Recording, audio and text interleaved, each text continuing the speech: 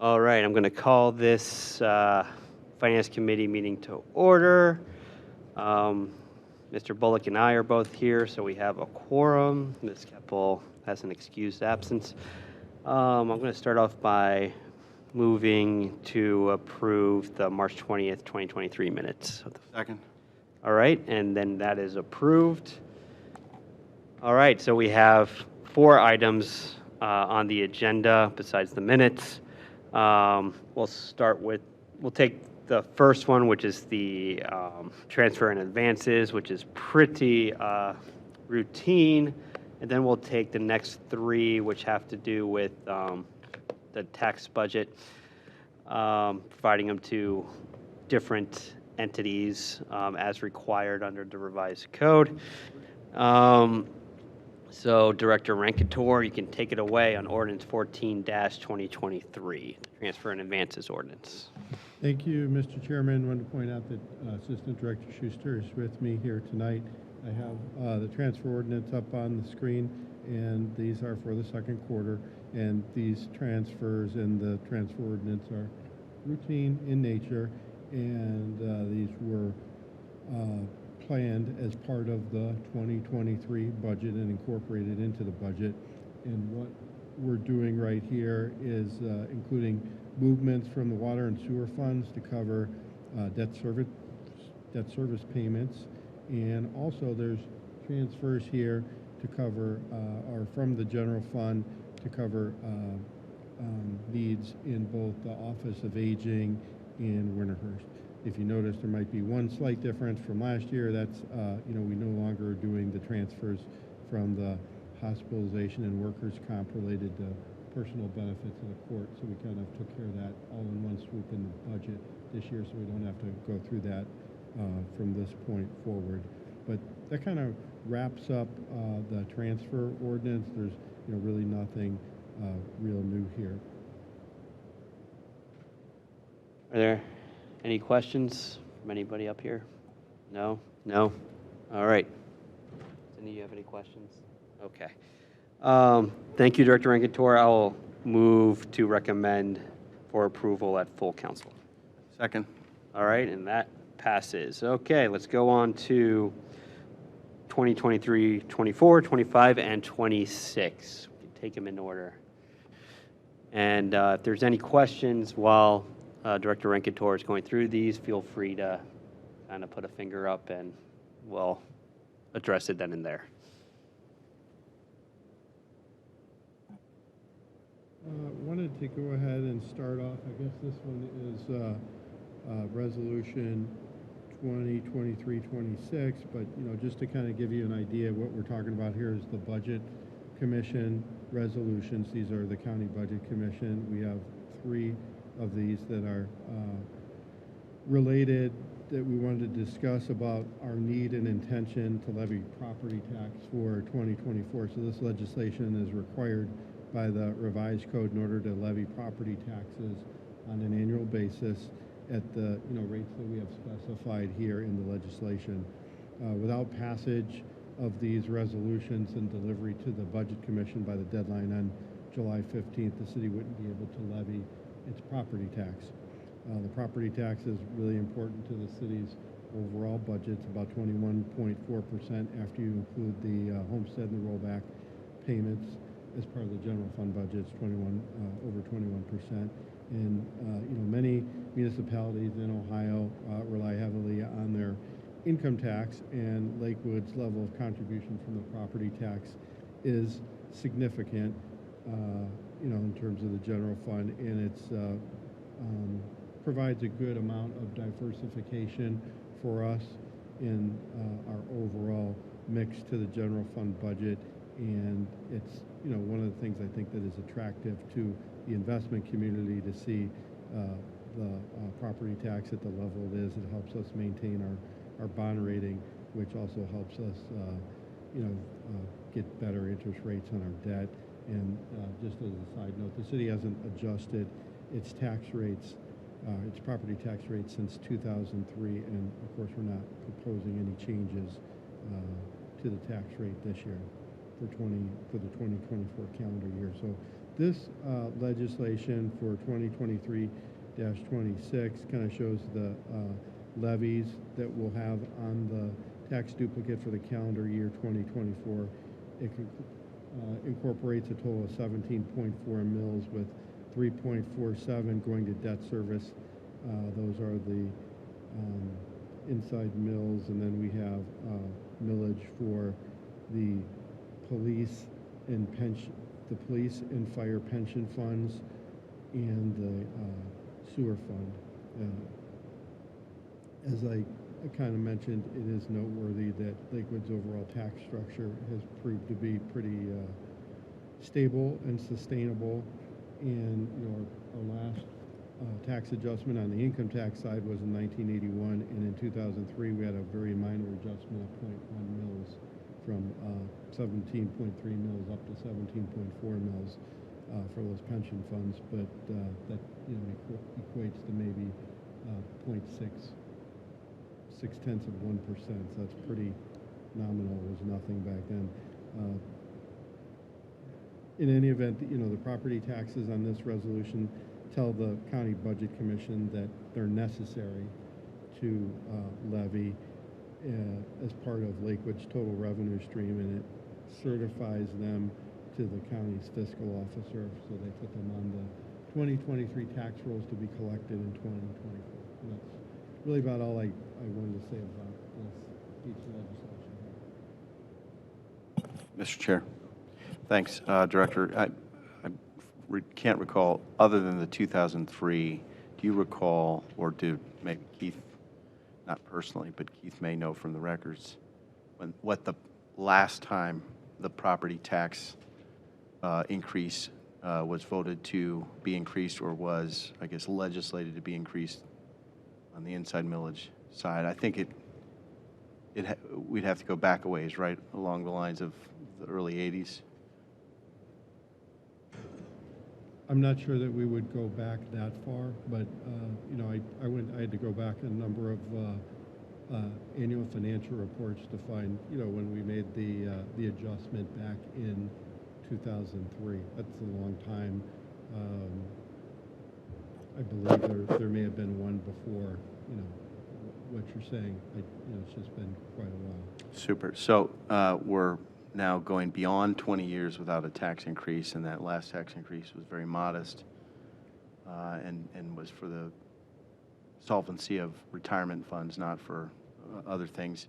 And so this, just to be crystal clear for the record, this maintains that another year at the level without an increase, correct? Yes, sir. And just for the record also, inside millage, if I recall, can be legislated without a vote of the people. Outside millage does require a vote, I think. In other words, you'd go to the public to say, for a certain purpose, we propose a certain millage. And again, that hasn't happened since 2003. Correct. So what we have for the sinking fund or the debt service fund is the 3.47 mils. Those are inside, and we get 10 mils of that within our own taxing district. We got to split that up with the schools and every other taxing authority that we have. Which would be the library and the Metro Parks? Yes. Anybody else that we can think of beyond those two? The Port Authority. Port Authority? Okay, that's true. Right. Tri-C. Okay, and very good, thank you. So do we know if all 10 are spoken for by those 5 or 6 entities? Do we what? All 10 of the inside millage? Yeah, I think we're at the full 10. rate. We've Okay. used all the 10 mils within that. Very good. And then the other thing is our other funds are levied by charter as opposed to some other outside millage rate. The difference in terms of what they bring in, they just act a little different. Usually the schools rates have an effective rate attached to them. So as the property values rise, the effective rate gets lower. The idea is that their levies are supposed to kind of bring in the same amount every year.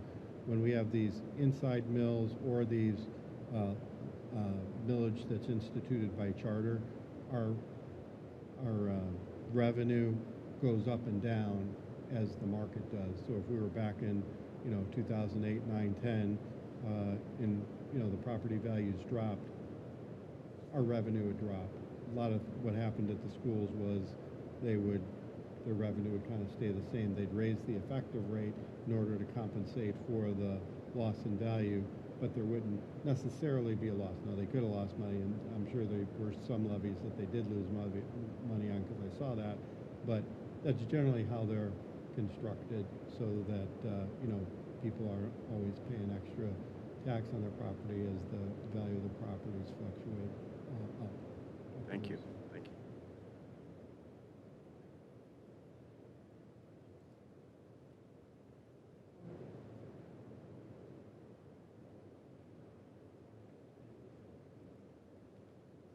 Second.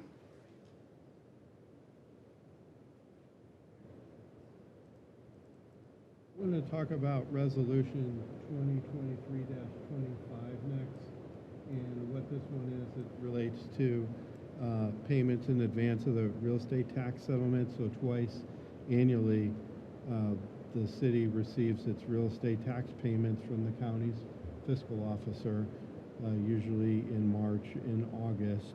And instead of receiving just two payments when the real estate settlement comes, passing this resolution allows us to receive the kind of the cycle of payments as they come in from the taxpayer. So there's a couple extra dates. What we did this year, we got a payment in February and another payment in January, and then the final payment was March 15th. So that's kind of how it's set up.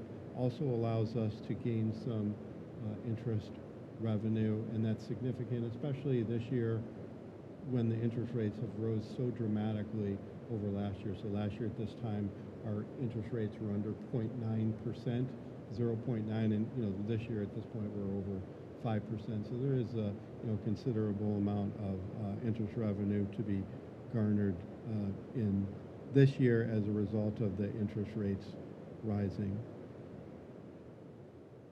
And by statute, the county auditor, when we sign up for these, they have to give us 90% of what they've collected in there also. So. Mr. Chair. To the director, do we, in addition to our bond financing and our notes, bonds and notes that we talk about in the spring, for our reserves, to the point about the higher and more favorable interest rates this year, at least from the perspective of our balances, can you tell us about our banking practices to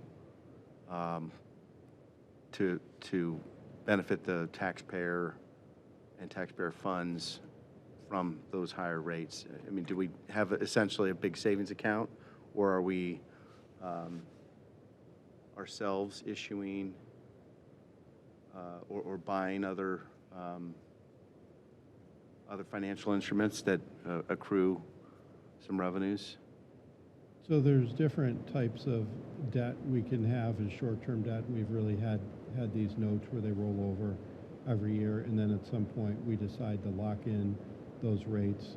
So we're kind of at the mercy of the market in terms of that, and that's what we're on right now is a short-term rate. And at some point we'll want to look at, just bonding out all these different projects, and we're kind of in that position where we're going to pay more than we have been, which our rates have been really low the last few years, and next time we bond this out, we're going to be paying more than we have been for all of our projects. But on the flip side, when we have a fund balance, and Lakewood has done a diligent job of maintaining fund balances, are those just cash in a savings account essentially? I'm using personal banking. Definitely. So as we get the money from the bond proceeds, we're taking that, we're investing it. So we're making 5% on that now. Okay, from our banker essentially. Yes. So we have a lot of our debt that's at a lot less than 5%. So that's a good thing. And does the city have the ability to do the equivalent of a money market or a CD? A personal finance would get higher interest rates if you say we think a certain reserve we're going to maintain for at least the next year or 2 years? Do we do those kinds of practices to gain revenue? Definitely. So there, in our portfolio, it's diversified, and we have different, points at which we redeem our investments, and we want to make it such that we have access to our cash when we need that. So we have to have cash available for big projects as they come due. And if we don't have to redeem that stuff, we don't want to, because we know we can get good interest rates on them. And Assistant Director Schuster does an excellent job of kind of managing the whole portfolio, making sure that we maximize our revenue with respect to our interest rates. Okay, thank you.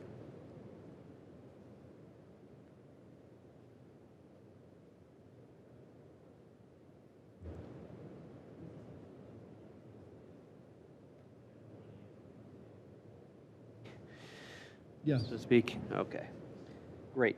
And when you're talking about getting some interest on it, that means like the county's holding on to this money until we get it and we gain some interest as they hold on to it and then give it to us? Sure. So the dates like they have this year were March 15th and August 15th. So before March 15th, there was 2 dates where they pumped out some money.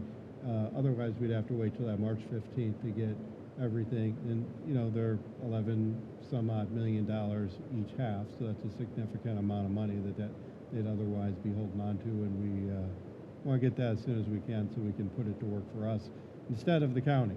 Right. So that's Great. I move to recommend Resolution 2023-2025, or 2023-25 for approval to the full council. Second. All right, and that passes. All right, last one, 2023-24.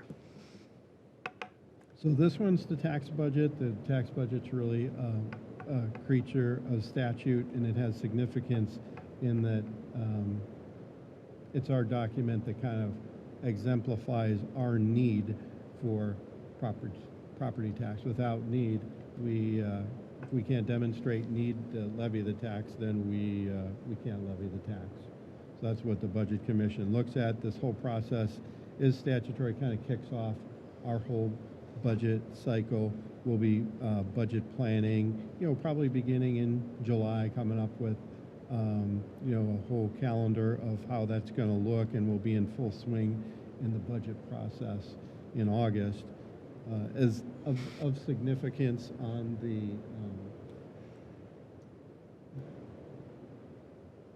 on the list of funds in the tax budget, notice in the last column there's not anything there that has negatives. We always want to be positive between what we have at the beginning of the year, our beginning balances, plus our estimated resources through taxes or charges for services exceed what we plan on spending, such that at the end of the year we're positive in those funds, and we're able to get what the county will later issue in the year is called a do not exceed certificate. So one thing I know at the county, when they look at that, they'll probably be looking at that last column, making sure that the city is positive in all of their funds. And we go through a process where at this point, it's kind of a really rough process where we're just kind of gauging, what our expenses going to be. So we know, our wages are going to rise by 3% contractually, and then we'll have to put some kind of inflator on our other non-wage expenses. We've certainly done that. We've certainly seen, our expenses kind of, rise dramatically, over these last couple of years. So this is a kind of first stab at that. It's important to, most of all, to have the document come in, kind of look at those items that I have there. If you want to talk about any of those specific funds, we could do that. But really, that's kind of all we did, is made some general assumptions so that the county has something to look at to be able to give us that certificate at the end of the year, and make it such that we can levy our taxes. Okay, so this essentially just allows us to levy taxes. That's what I would say, Mr. Chairman. Okay. Any questions on that? Mr. Chair? Sure. Just one. So Schedules 1 and 2 that we're seeing on screen, are those intended as attachments to the proposed proposed resolution 2023-24? Yes, Mr. Chairman and Mr. Bullock, that's what those are. So there's like the schedule of estimate of what we're going to come up with in property taxes, demonstrating the need that we do need to levy these taxes in order to, make the city operate properly. It has all the taxes that we had on the tax resolution. And then what this one does, I mean, usually there's like a value times rate calculation where we come up with what these taxes will be, and these have kind of an adjustment for like non-payment, and this, this is probably like 95 or 96% roughly of, what that just total gross calculation would other be. So it's kind of like what we might end up with realistically. Usually there's people that, don't or can't pay. And then on top of that, there's, interest charges too that the county's going to lap on there. And we get some of those if there's late payments in the group. That all kind of comes in at the same time when the county collects the money. Super. So just parliamentary housekeeping. So on tonight's committee agenda or docket, the version of the resolution does not include these as attachment schedules 1 and 2. Now, I think we're on first reading tonight on the full council rather than second or third reading.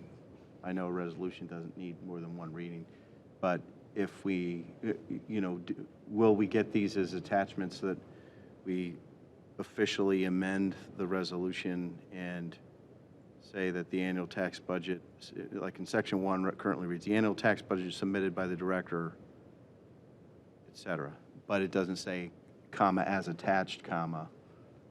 We could, I think in previous years we may have included these as attachments.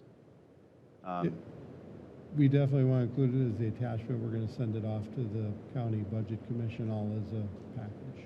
Okay, so Mr. Chair, there may be some parliamentary housekeeping on the floor or in the committee right now. I defer to you. I think we can just move to attach this as an exhibit. So why don't I make the following proposed amendment? So simply in section 1, amend it to read, the annual tax budget submitted by the Director of Finance of the City of Lakewood, comma, as attached, comma.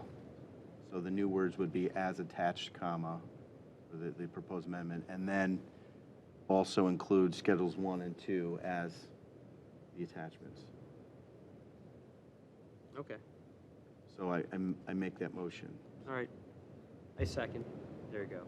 Okay. And Mr. Chairman, there are 4 schedules. Okay, so I'll amend my proposed amendment to include 4 schedules. Though, could we display those on screen to see all 4? Because we've seen schedules 1 and 2, I think, but.